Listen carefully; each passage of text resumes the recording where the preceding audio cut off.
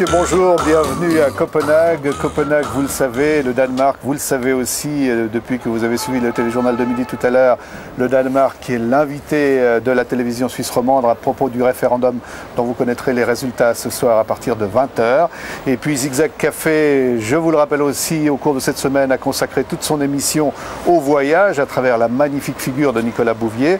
Et le voyage, on a eu envie de le continuer aujourd'hui à travers le Danemark et surtout à travers le Groenland tout à l'heure. Monsieur Jorgensen est avec moi, il est le directeur général de Wonderful Copenhagen, c'est-à-dire que lui, sa passion, c'est Copenhague, c'est le port de Copenhague dans lequel nous sommes. Et juste un mot d'abord, nous sommes à bord d'un bateau-phare. Qu'est-ce qu'un bateau-phare? Oui, c'est une bonne question à proposer d'un personne de la Suisse. Oui, c'est vrai que la mer nous manque un peu. C'est ça. Non, mais c'est simplement une phare qui se trouve au milieu du mer, là où il y a des périls pour les bateaux. Bien sûr, mais c'est un métier très dangereux, c'est un bateau historique ça au fond. Absolument, et un métier un peu de solitude. Bien sûr, de grande solitude. Est-ce que les Danois aiment la grande solitude? Oui, je trouve un peu. Vous savez qu'une grande partie de l'année chez nous, c'est un peu une période où il n'y a pas beaucoup de soleil. Bien sûr, et un peu froid peut-être. Peut-être un peu froid, pas comme dans le Grand Nord, mais quand même. Alors on va se balader un tout petit peu dans votre port d'ailleurs, hein, qui est un port extraordinaire. Il faut rappeler quand même, c'est une chose qu'on ignore, c'est que Copenhague, c'est le premier port d'Europe pour le tourisme maritime. Oui, c'est vrai. Bon, c'est parce que l'accès à Copenhague est très, très facile, parce que c'est une ville avec une grande ferme, comme vous voyez à côté de nous, ici au Vieux-Port. Mais notamment aussi après la tombée du rideau de fer. C'est-à-dire l'ouverture vers la Baltique. C'est ça. Auparavant, Copenhague était un peu, comment on dit, au périmètre de l'Europe.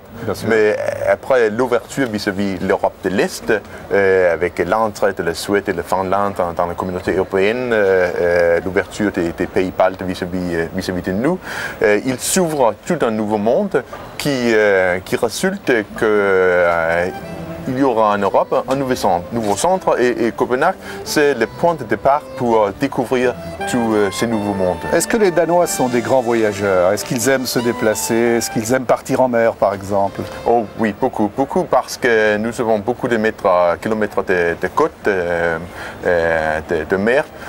On fait beaucoup de vols. C'est très populaire, c'est même proposé aux touristes, mais c'est très populaire. Mais aussi les croisières de Copenhague, des petits croisières de Copenhague à Oslo, la capitale de Norvège, c'est très populaire aussi. Bien sûr. À Copenhague, bon, puisque vous vous occupez de tourisme, parlons un petit peu de tourisme. Qu'est-ce que vous proposez d'autre? C'est plutôt une ville de congrès? C'est une ville de... C'est une des villes de congrès internationaux les plus importantes au monde, mais c'est d'abord une ville de culture, de grande culture. C'est une ville d'ambiance. De même manière, Copenhague, c'est comme une noix. Une ville assez compacte, mais où tout est à une distance à pied. Ici, en Louvre, vous y trouvez des côtés très, très charmants, notamment le design danois très connu, le palais royal, le petit café, et je crois aussi une espèce de savoir-vivre qui est très lié aux Danois. Alors c'est frappant, là quand même, on vient d'arriver. Ce matin, il ne fait pas vraiment très chaud, mais on voit déjà les gens sur les terrasses. Oui.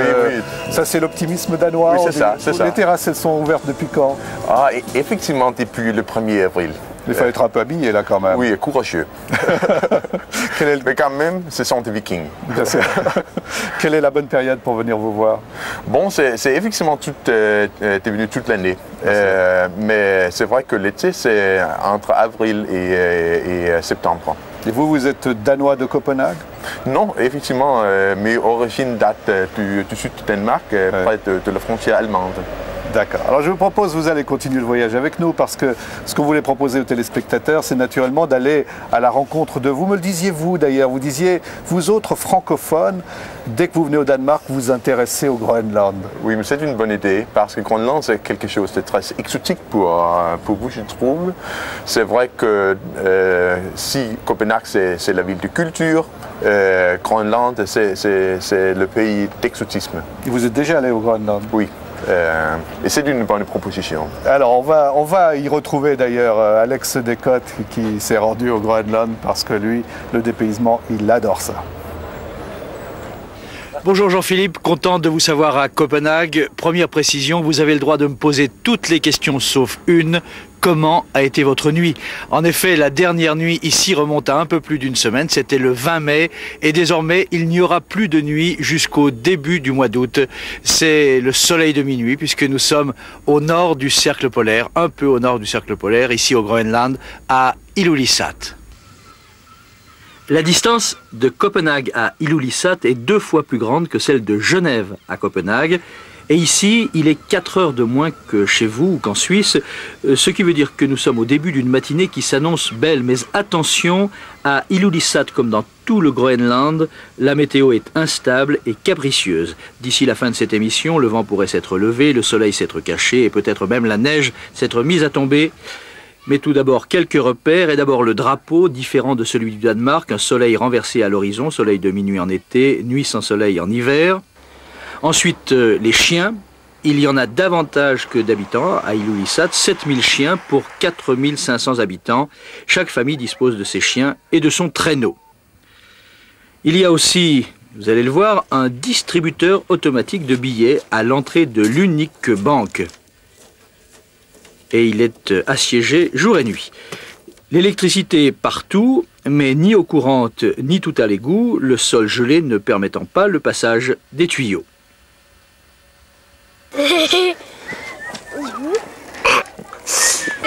Une natalité plutôt élevée, des quantités d'enfants dont un certain nombre tirent sur le blon, de nombreux Danois étant encore présents dans leur ancienne colonie.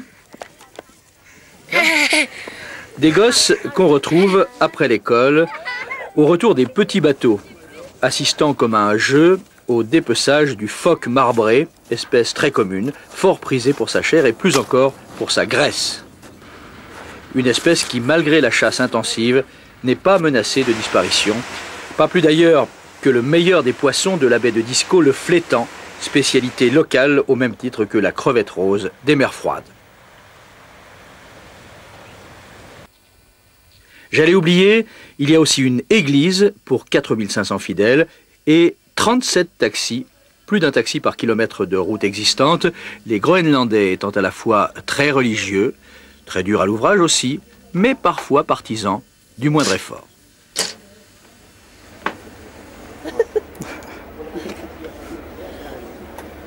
Alors avec nous, 3 personnes qui viennent du Groenland. D'abord Hélène Risager, qui est journaliste, qui est née au Groenland et qui a pour tâche aujourd'hui d'essayer d'expliquer le Groenland aux Danois et au reste du monde. Et puis avec nous aussi Pente Enea, je crois que j'ai bien prononcé, sans ça vous m'en voudrez pas trop. Je voudrais que vous me disiez, vous avez regardé les images d'Alex Descotes et vous avez ri.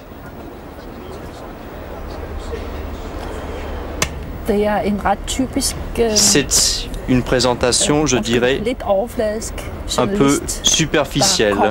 Un journaliste qui vient, qui voit le Groenland comme une image exotique avec quelques éléments ethnographiques. Ouais. Je le reconnais. C'est la façon dont les journalistes ont tendance à représenter le Groenland, un peu superficiel. Il faut dire que notre collègue a aussi eu peu de temps, mais ce qu'on peut dire, c'est que, au fond, rappeler, c'est la plus grande île du monde. Oui, c'est exact. Et il faut savoir quand même qu'au Groenland, il y a, Alex l'a rappelé tout à l'heure quand même, il y a très peu d'habitants, 56 000 habitants en tout, que pour chaque habitant, essayez d'imaginer, nous autres en Suisse, si nous avions par habitant 40 km² à nous tout seuls, eh bien c'est ce que ça représente pour le Groenland. Et puis j'aimerais que vous nous disiez en quelques phrases, quelle est l'histoire du Groenland. Je sais que c'est difficile à résumer aussi, c'est toujours la même attitude des journalistes, que ce soit Alex ou moi.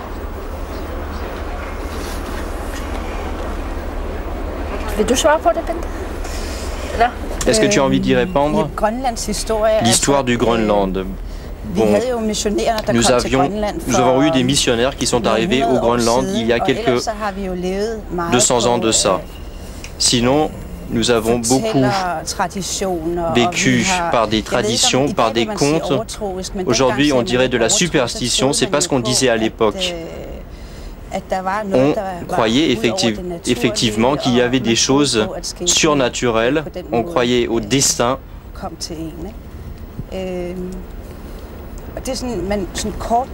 Et c'est ce qu'on pourrait dire de façon générale, brièvement, sur l'histoire du Groenland. On est très renfermé au Groenland. C'est très isolé. Mais les chasseurs ont réussi à survivre pendant plusieurs générations grâce à la chasse, à la pêche, grâce aux instruments qu'ils ont utilisés. Ils ont donc pu survivre. Alors je vous propose que nous retrouvions Alex parce qu'on se posera cette question tout à l'heure aussi. Comment est-ce qu'on peut se rendre au Groenland? Quel genre de touristes cela peut toucher? Vous vous demandez peut-être, Jean-Philippe, comment on fait pour arriver jusqu'ici? C'est relativement simple. Disons qu'au départ de Copenhague, qui est pratiquement le seul moyen pour arriver ici, au départ de Copenhague, donc 3 vols par semaine. Ensuite, vous arrivez à Kangerlussuaq, qui est à l'intérieur des terres, ou tout au bout d'un très long fjord.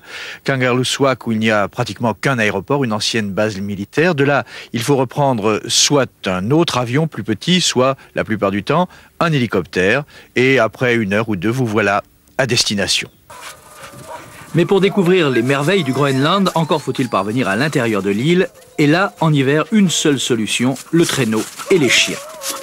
Ici, chaque famille possède au moins un traîneau et une douzaine de chiens. Pour Bent Heuser, 32 ans, ingénieur en bâtiment, les chiens, c'est en même temps une passion et aussi, grâce aux rares touristes qui viennent jusqu'ici, un moyen de compléter un petit peu l'ordinaire. Quant à l'ordinaire de la meute, ce sont tout simplement des carcasses de flétans qui ne seront bien sûr distribuées qu'au retour. Eva, sit! Sit! Naraswak, sit!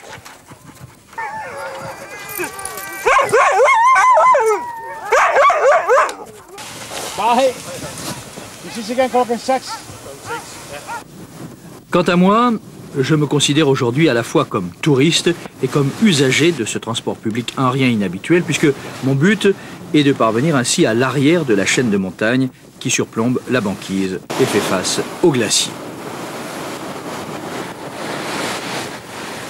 Mais parlons tout de même un petit peu des chiens. La meute a un chef naturel, l'homme bien sûr. Mais parmi les chiens, il y a également une hiérarchie très stricte. À l'origine, c'est l'homme qui choisit celui des chiens qu'il considère comme un bon futur numéro 1.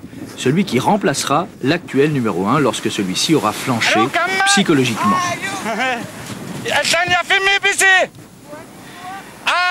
Ne riez pas, la hiérarchie est d'abord affaire de psychologie, et lorsque le chef actuel aura passé la main, il ne pourra que mourir.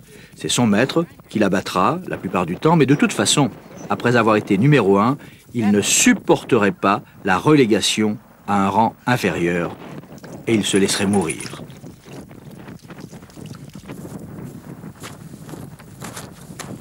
D'ailleurs, au Groenland, il n'y a pas que les chiens qui se suicident quand ils se sentent devenir inutiles. Ici, au sommet de la falaise, près de ce cairn, aux allures de tombeau, les hommes et les femmes venaient se jeter dans l'océan ou sur la banquise, selon la saison, lorsqu'ils avaient l'impression d'avoir fait leur temps. La semaine dernière encore, une femme s'est suicidée à Ilulissat. Autre chute, mais naturelle, celle-là, celle de pans entiers de glace qui se détachent sous l'effet du réchauffement d'été ou simplement du fait de l'avancée lente et inexorable du glacier.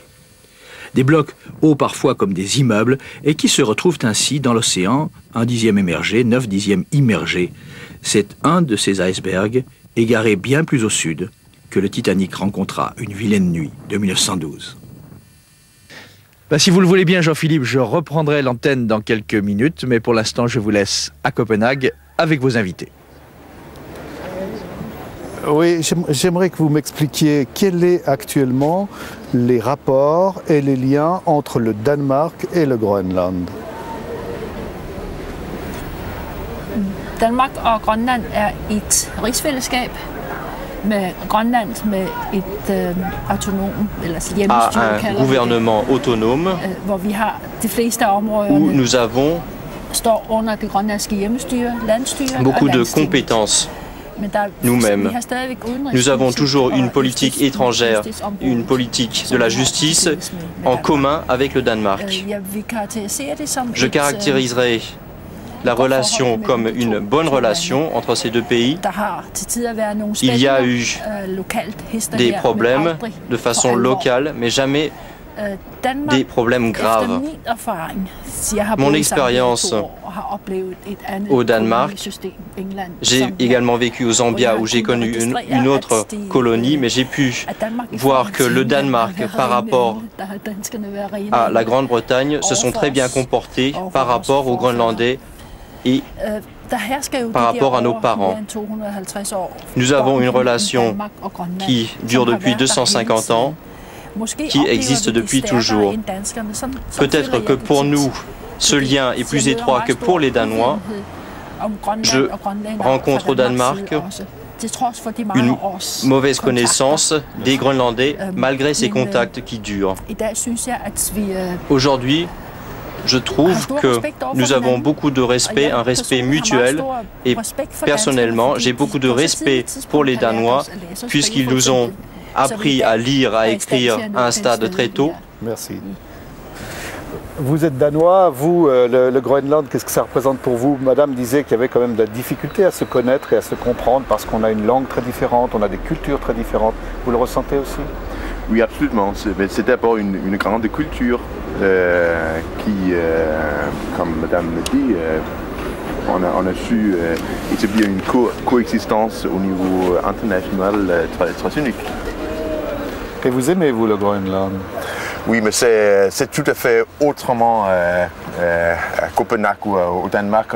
On ne trouve pas du tout la même nature, la même culture. C'est tout à fait une autre expérience au niveau mondial unique qu'on ne trouve uniquement dans cet endroit du monde. Allez, je vous propose qu'on retrouve Alex qui va nous faire rêver, je crois. Dans la baie de Disco, au large d'Ilulissat, je vous propose simplement, Jean-Philippe, de partir à la rencontre des pêcheurs qui se faufilent sans crainte apparente entre les milliers d'icebergs de toute taille. Des images tournées la nuit dernière.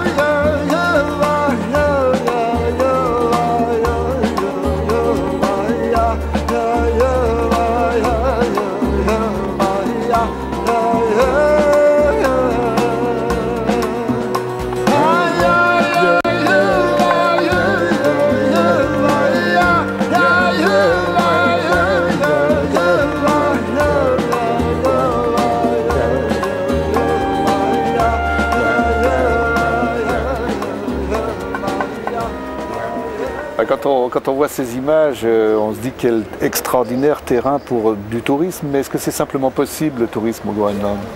Oui, c'est assez réaliste ici aujourd'hui, et de plus en plus.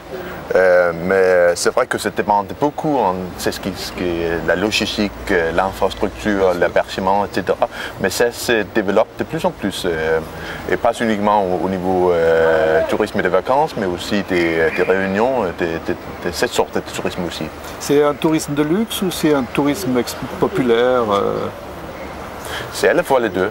C'est à la fois pour ceux qui portent le sac à dos, mais c'est certainement aussi pour ceux qui préfèrent un peu la qualité. Mais c'est ça qui demande aussi beaucoup au niveau de l'hébergement et du transport. Alors il y a une chose qui est très intéressante, c'est qu'en 1972, le Danemark, parmi les premiers pays d'Europe, va entrer dans la communauté, va accepter la communauté européenne. Automatiquement, le Groenland en fait partie. Et puis en 1985, le 1er février 1985, le Groenland va sortir de la communauté européenne pour des raisons de pêche. Vous pouvez nous expliquer ça?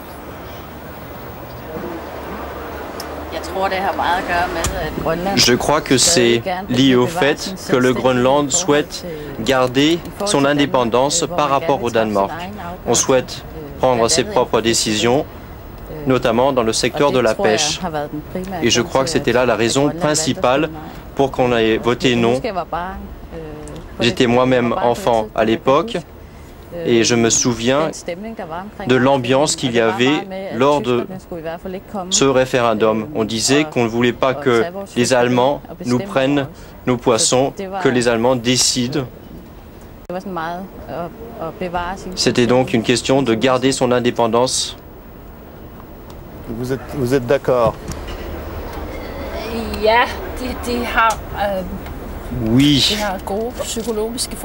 il y a des explications psychologiques. On avait obtenu une indépendance à l'époque, en 1979 par rapport au Danemark. On en était donc très proches. On travaillait pour avoir une indépendance lors de ce référendum. Il était donc difficile de comprendre que nous pouvions lâcher un peu lâcher Copenhague et pourquoi nous soumettre alors à Bruxelles. Cela ne collait pas, tandis qu'on se battait pour notre indépendance. Il y a donc des raisons psychologiques, un processus pour obtenir cette indépendance. Quels sont les liens économiques qui existent entre le Danemark et le Groenland? Est-ce qu'il y a des subventions danoises?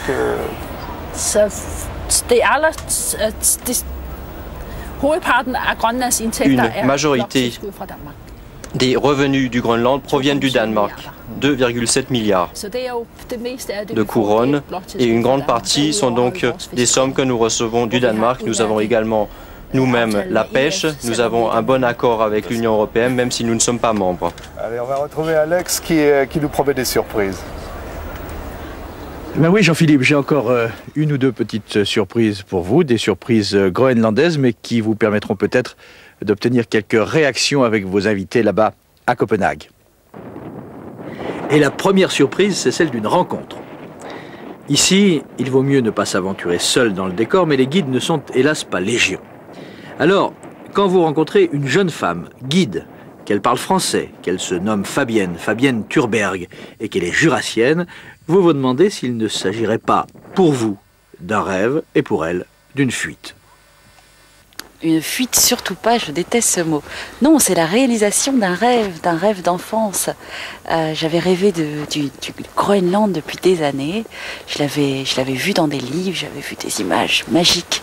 Et j'avais lu de très belles histoires, à commencer par Aputsiak, le petit bonhomme esquimau qui avait été dessiné par Paul-Émile Victor. Aputsiak qui veut dire flocon de neige en groenlandais. Donc voilà, c'est la réalisation d'un rêve de plusieurs années, oui. Vous en aviez envie, mais est-ce que vous avez l'impression qu'eux avaient envie de votre visite? Sincèrement, aujourd'hui, je ne sais pas encore bien répondre à ça. Mon pressentiment, c'est que on a quand même du mal à vivre avec eux. J'ai pas l'impression qu'ils soient quand même très ouverts. Il y a quand même aussi beaucoup de Danois qui sont sur l'île, sur le Groenland. Non, on n'est pas spécialement bien accueillis je veux dire dans le sens de vie au quotidien, il faut aller vers eux, il faut aller à la recherche de leur regard, il ne faut pas hésiter à essayer de communiquer avec eux, bien que la langue, qui est très très difficile, soit un barrage. Mais il ne faut pas se décourager et pas rester à ça. La solitude en plus ne me fait pas peur, quand on aime tant la nature et qu'on aime autant être en fusion avec elle, il faut savoir être seul avec elle. Voilà, il faut rappeler, donc je le disais tout à l'heure, qu'il y a 56 000 habitants au Groenland et que sur les 56 000, on compte actuellement 9 000 étrangers. Alors vous allez peut-être pouvoir me répondre en français d'ailleurs, je crois, puisque vous avez vu qu'il y avait une guide qui parlait français et vous, vous êtes en train d'apprendre le français. Vous le parlez un peu? Moi, je parle un petit peu français, mais parce que j'étais jeune fille au père à Paris en 82 jusqu'à 83, mais j'ai tout anglais, mais pas français. Dites-moi, tout à l'heure, la jeune femme expliquait que c'était assez difficile pour une étrangère d'entrer en contact. Est-ce que vous ressentez la même chose?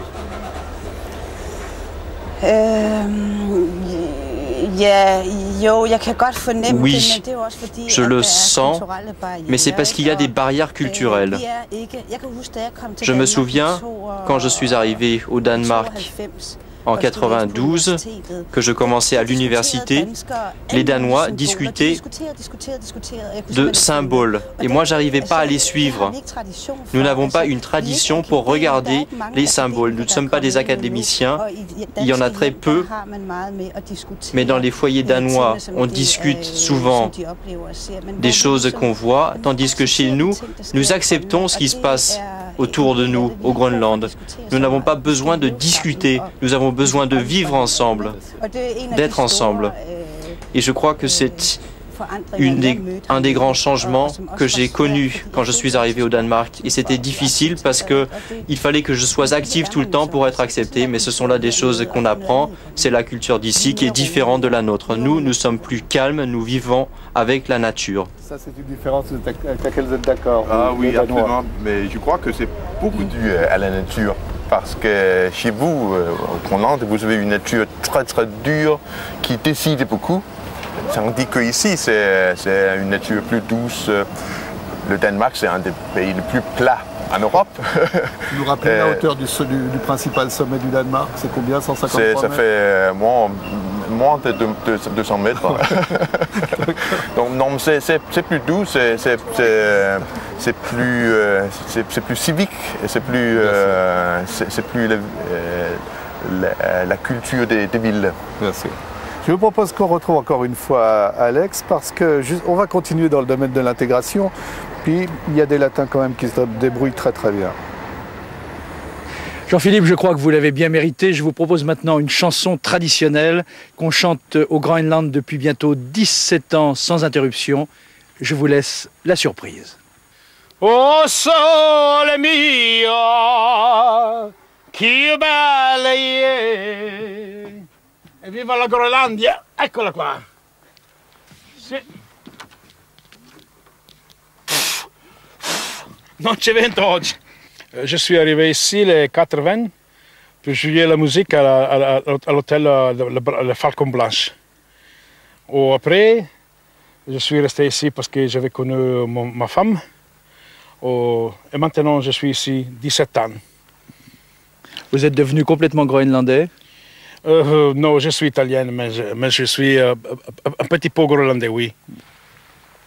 Il a 50 ans, on le surnomme Silver. Il est le patron d'une petite agence de tourisme à Ilulissat, mais sa passion est ici, à Hata, à 2 heures de bateau de son port d'attache, loin de tout.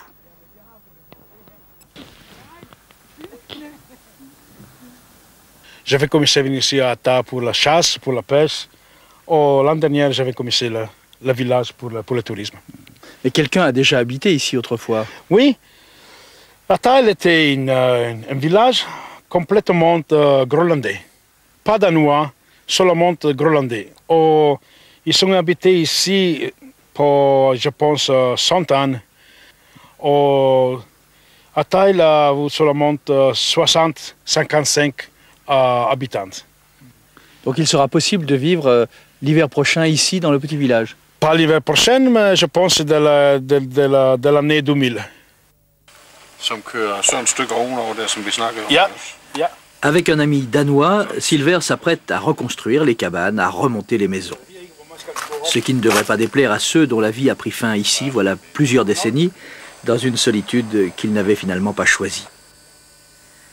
Mais puisque nous avions commencé avec une chanson traditionnelle, en voici une autre, vraiment groenlandaise, celle-là. Peut-être Silver la chantera-t-il bientôt en duo. Son interprète se prénomme Arnanguaq et porte en elle toute la chaleur du Groenland.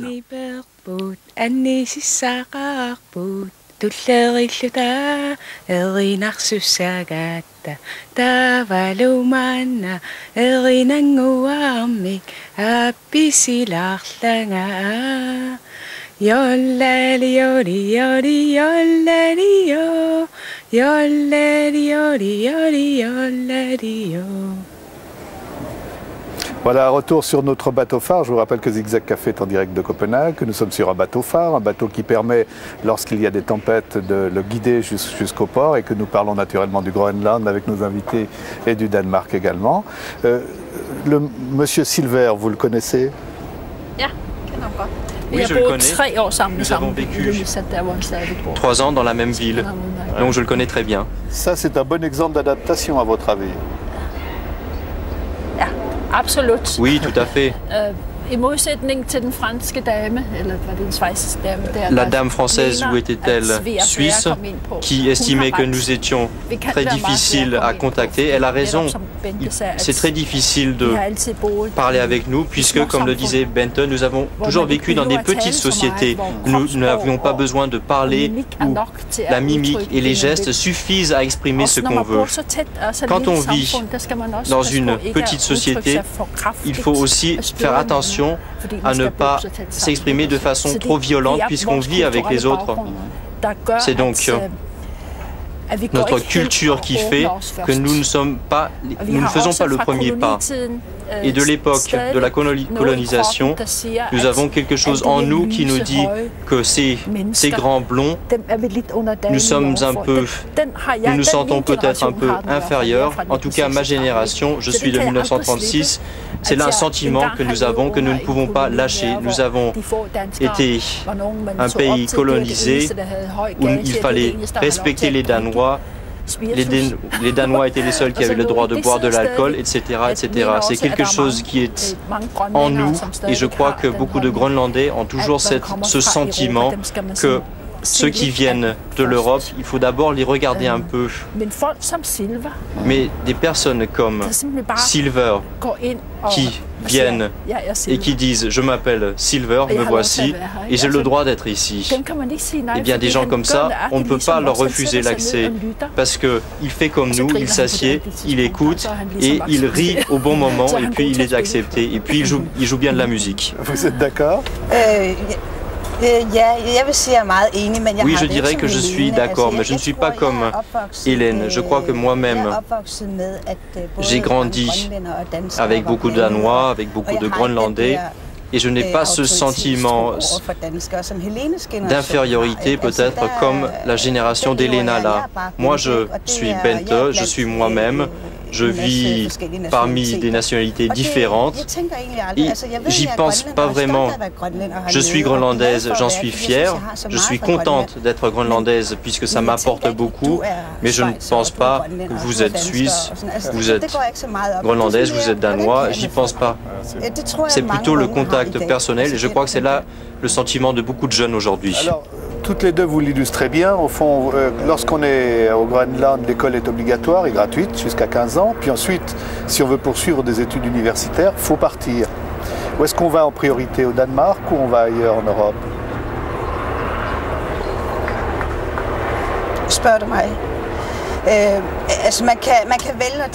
On peut choisir d'aller au lycée au Groenland ou on peut le faire ici en bas au Danemark. Mais si on le fait au Danemark, ça n'est pas payé comme ça l'était avant.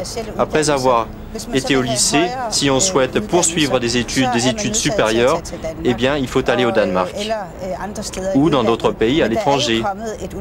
Mais il y a maintenant une université au Groenland, mais on ne peut y étudier que très peu de matières. Moi-même, j'ai été très contente de pouvoir voyager, de voir le monde, parce que ça m'apporte quelque chose une fois que je retournerai au Groenland, de connaître un peu le monde, donc ce n'est pas plus mal. Et vous, quel est votre parcours?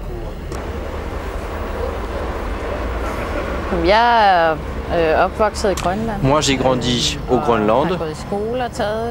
J'ai été à l'école, au lycée au Groenland, et j'ai toujours su qu'une fois que j'irai à l'université, j'irai au Danemark. Je ne sais pas pourquoi, mais ça a toujours été quelque part en moi. J'ai toujours su que j'irai au Danemark, que si je voulais suivre mes propres ambitions, il faudrait bien que j'aille au Danemark. Et durant les 5 dernières années, il est de plus en plus évident d'aller par exemple aux États-Unis. Il y a beaucoup d'étudiants qui choisissent les États-Unis. On peut également suivre une formation au Groenland, comme je l'ai dit, et je trouve que cela montre bien qu'il y a de plus en plus de possibilités. Et c'est là l'avantage pour ma génération, ce que nous représentons. Nous souhaitons réfléchir nous-mêmes, nous souhaitons faire nos propres choix. Est-ce que ça ne vous fait pas peur, ces jeunes qui vont quitter le Groenland, se plaire beaucoup au Danemark ou aux États-Unis et probablement pas revenir au Groenland? Non, ça ne me fait pas peur.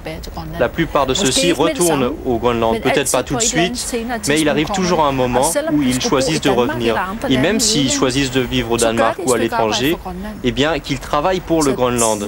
C'est important, donc je n'ai pas du tout peur, j'en suis très heureuse. Même tendance qu'on trouve ici au Danemark pour les jeunes qui voyagent beaucoup, on a vraiment remplacé au niveau culturel un système bipolaire avec un système multipolaire qui est très très bon pour beaucoup de raisons. Aussi pour plus clairement réaliser qu'est-ce que c'est notre propre culture. Bien sûr. Parce qu'on vous offre un miroir. J'aimerais que vous nous disiez aussi, parce que je sais que c'est une de vos préoccupations, il y a un certain nombre de problèmes d'intégration et d'adaptation pour des Groenlandais. Il y a à travers l'alcool ou à travers peut-être des difficultés de s'intégrer lorsqu'on est dans le pays ou lorsqu'on quitte le pays. Ça, c'est un de vos soucis. Pas tellement moi-même, mais dans la maison du Groenland, ici à Copenhague, nous avons 5 personnes qui travaillent avec ces problèmes sociaux. Nous en avons un qui travaille à Christiania, qui s'occupe de ces problèmes. Nous en avons 2 personnes qui travaillent dans la rue, qui vont vers les Groenlandais. Ils travaillent donc pour les Groenlandais qui vivent à Copenhague et en Zélande de façon générale. Il y a bien sûr des problèmes, pas chez les étudiants, mais ce sont surtout des femmes qui se sont mariées avec des Danois, qui atterrissent dans des petites sociétés qui sont très différentes des petites sociétés qu'elles connaissent. Elles ont souvent des problèmes et nous travaillons pour essayer de s'intégrer et pour s'entraider. Et nous faisons la même chose à Copenhague. Il y a bien sûr des Groenlandais qui ont du mal à s'intégrer dans le système danois, ou ceux qui ont compris qu'il est plus facile de ne pas travailler au Danemark. Il y a un climat plus chaud et il est donc plus facile de vivre au Danemark de façon physique. Il y a donc beaucoup qui viennent ici parce que c'est plus facile de se débrouiller. Il y a également un système social qui joue un rôle. On a également dit tout à l'heure qu'il y a des problèmes psychologiques au Groenland parce que nos différences culturelles sont très grandes. Il y a des problèmes de langue, il y a donc forcément des problèmes. Alors on va vous demander par exemple, vous qui êtes danois, est-ce que vous comprenez le groenlandais ou est-ce que c'est une langue totalement différente? C'est une langue totalement différente, absolument, absolument. Ça je ne comprends pas, pas du tout, pas du tout. Je sais pas, dites-nous quelques mots en groenlandais. Je sais pas si vous nous disiez, bon, vous parlez 2 phrases sur le Groenland en groenlandais pour qu'on sente la différence là.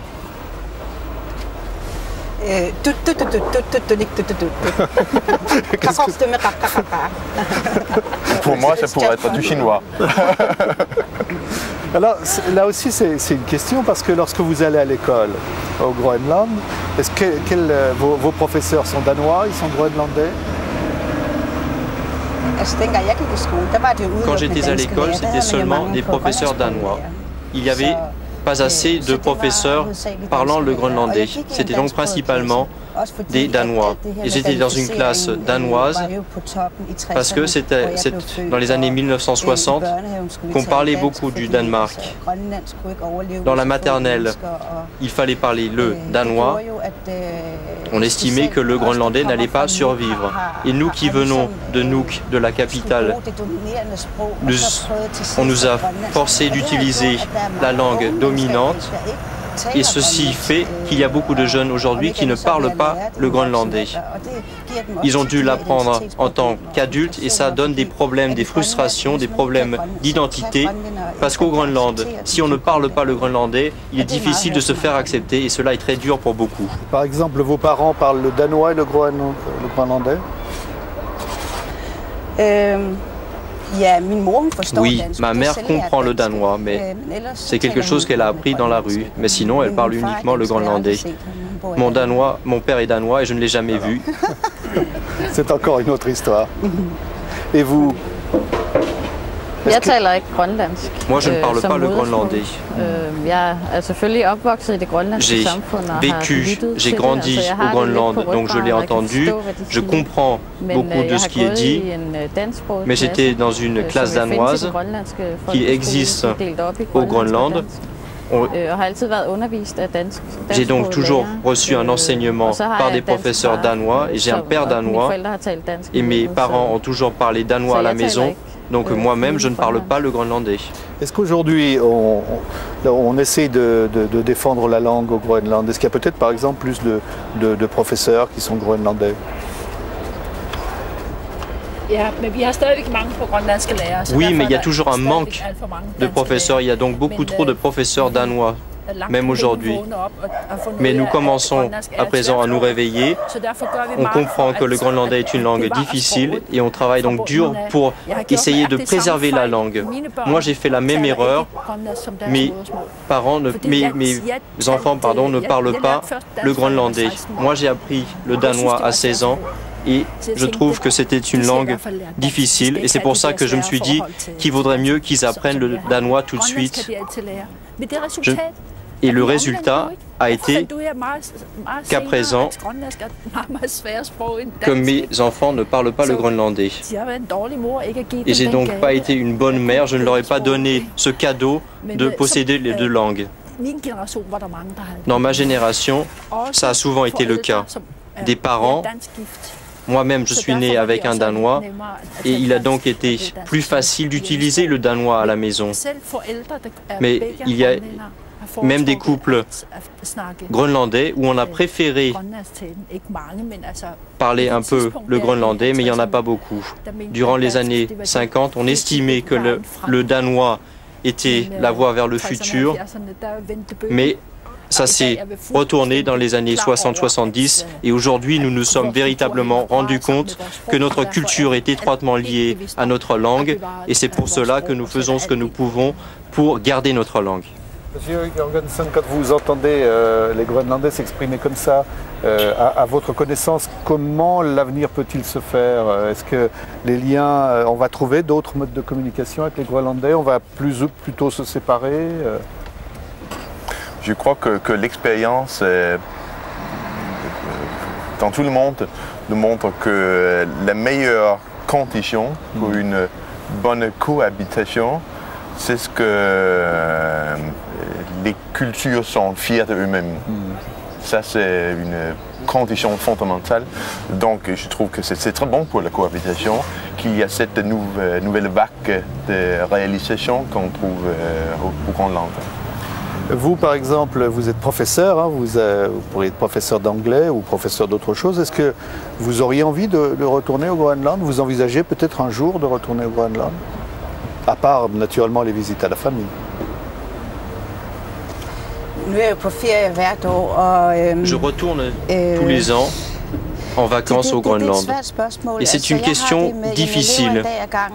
Je vis au jour le jour et je ne peux donc pas planifier plusieurs années à l'avance.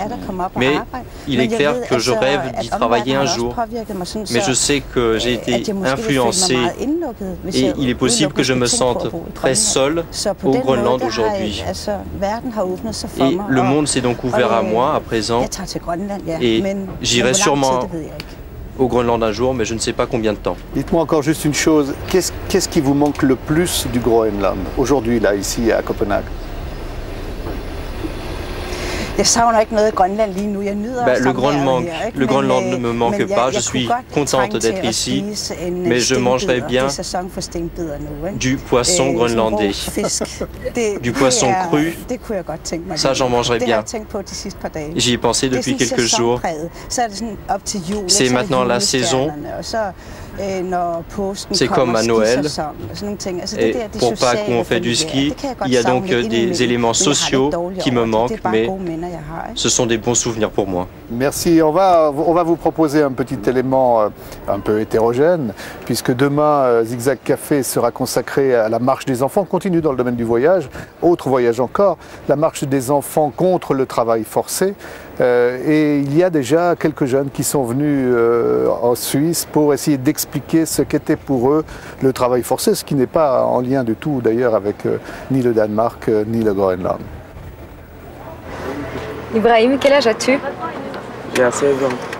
Tu viens d'où? Je viens de la Bamako, Mali. Et qu'est-ce que tu fais, toi, dans la vie? J'ai fait l'assurage avec la monnaie sur l'aéroport de Bamako. Au début, je t'occupe des enfants. Après, je vends des bonbons. Après, je fais le ménage, le linge, la cuisine. Mais maintenant, je fais le matin le ménage, le nettoyage, la maison, le matin. L'après-midi, je fais les bonbons pour le vendre. Plus de 80% des enfants dans mon pays, en Honduras, sont des travailleurs. Les autres, eh bien, on les appelle des fils à papa. Parce qu'ils ne travaillent pas, ils n'ont pas besoin de le faire. Le reste, ceux qui travaillent dans les rues à cause des problèmes économiques, ils sont obligés. À quel âge commencent-ils? Tout petits, dès 5 ans. Au Honduras, bien sûr, il existe des lois pour protéger les enfants, mais elles ne sont jamais appliquées. Moi aussi, j'ai commencé à travailler tout petit. Dès 7 ans, j'étais maçon. Et puis ensuite, j'étais mécanicien sur auto. Moi, j'ai commencé à travailler comme vendeuse ambulante sur les marchés. Et puis j'aidais les gens parfois à faire leurs courses, porter les commissions. À Noël, je vendais les cartes de vœux. Je travaillais sur les marchés dans la rue.